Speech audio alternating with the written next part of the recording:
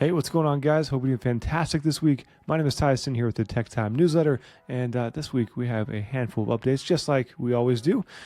Starting off, the first thing we're going to be covering in this video is the top 2.0 or ClickFunnels 2.0 feature updates that you need to be aware of.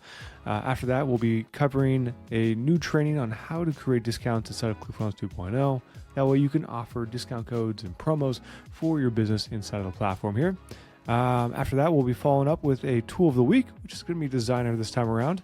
If you're not sure what Designrr is, it's a tool that you can use to essentially create ebooks. We'll get to that in a moment. All right. After that, we have two last sections of this video. First one is going to be the top question of the week that we received throughout, last week. And lastly, we have the ability for you to join our open office hours, and we'll get to that in a moment. All right. For that first section here, ClickFunnels 2.0 feature releases. The first one is going to be bulk delete contacts. We've been waiting for this for a long time.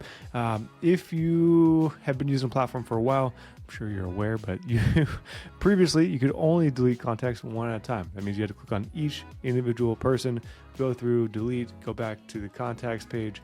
From there, just rinse and repeat for however many contacts you need to do that for.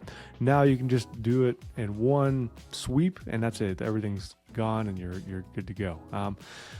I am enjoying it so far. I had a workspace that was that was getting a little cluttered with like test emails, and so that came in handy very nicely. All right.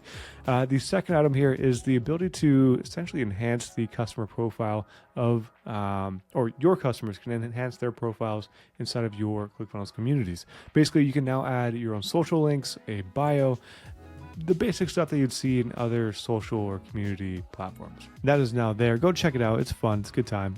So far, we're seeing that the pieces of the puzzle for community are definitely starting to come together here. So it's nice to see for sure. The next item here is that surveys have been expanded upon as far as the functionality.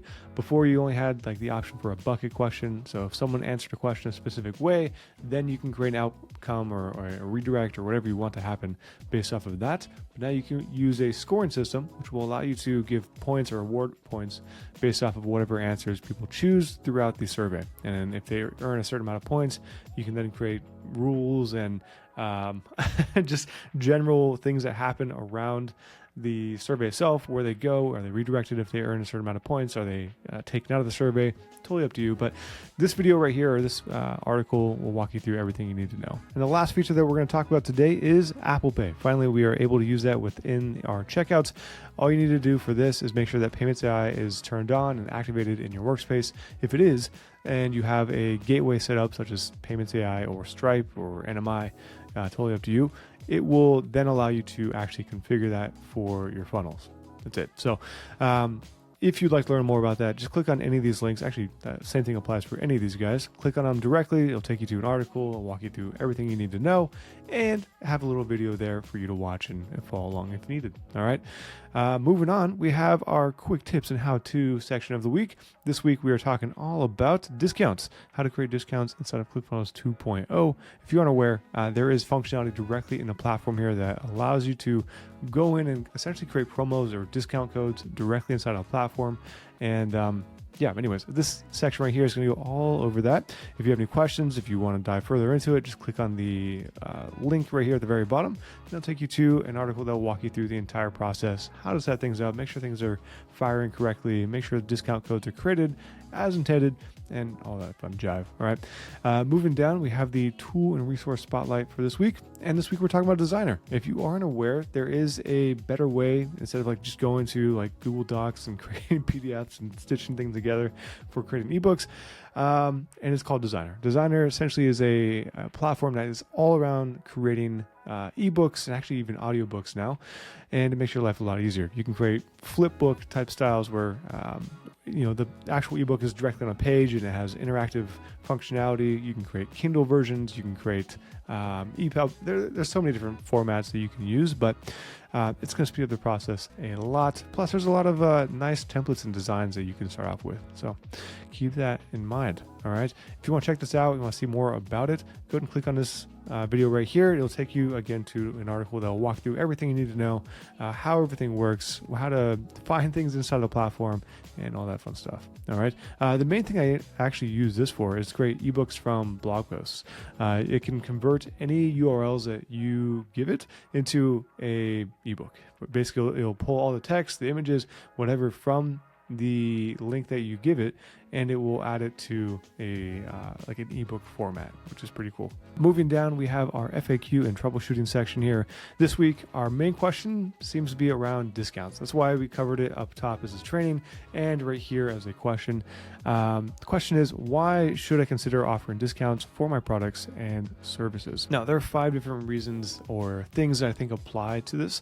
The first one is going to be that it boosts sales volume. I mean, hands down, it's probably like the biggest thing is that most people will see a discount or something, and if it's a good deal, then the likelihood of them moving forward and trying out your product or service is pretty high.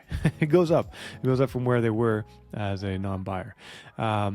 Especially because I'd say it introduces a new urgency. If they are only allowed to use this discount for a certain period of time, and if it's something they end up needing and they can get a discount for the same thing, I mean, the likelihood of them jumping forward it's a lot higher. It just makes more sense, right? The next thing is that it attracts new customers. New people, it is going to, for new people, it's going to lower that barrier of entry to your product or your service, whatever it is that you're selling. And it's just a good practice to put out there just to get some new attention on your current offerings. So number 3 is that it increases customer retention. So the people that you've been doing business with for a while, whether they're buying physical products from you, services, doesn't matter. Again, just think about that as a whole for this whole explanation here. You're essentially just rewarding them for already doing business with you. If they're paying a set amount and 1 month they have to pay less for a service, I mean, most people are going to be like, oh man, that's awesome. Thanks for the little discount. I appreciate being able to keep some extra money in my pocket.